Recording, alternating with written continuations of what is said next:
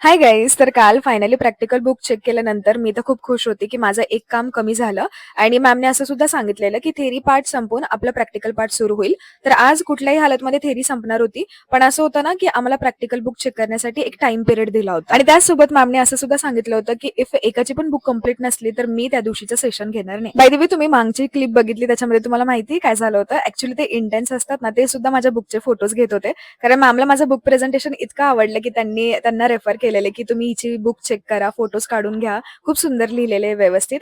बरं, तर मी माझं तर करून घेतलेलं. माझ्यासोबत काही मुली आहे, त्यांचं सुद्धा कंप्लीट झालेलं, बट काही मुली अशा होत्या की त्यांची बुक नाही झाली कंप्लीट.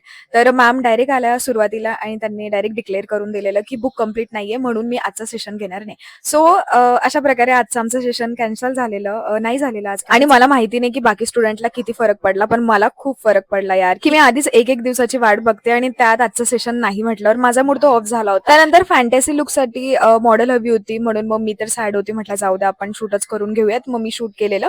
त्याचे जर तुम्हाला फोटोज रील वगैरे बघायचे असेल तर माझ्या इन्स्टा पेजला मी अपलोड केलेले आहे फोटोज, पण रील मी एक अपलोड केलेली आहे, तुम्ही जाऊन चेक करू शकता. बाकी मी त्याच्याबद्दल काही अजून बोलू इच्छिते नाही आणि व्हिडिओ सुद्धा संपलाय आपला. सो या, that's it. Thank you for watching. भेटत उद्याच्या ब्लॉगला. Bye bye.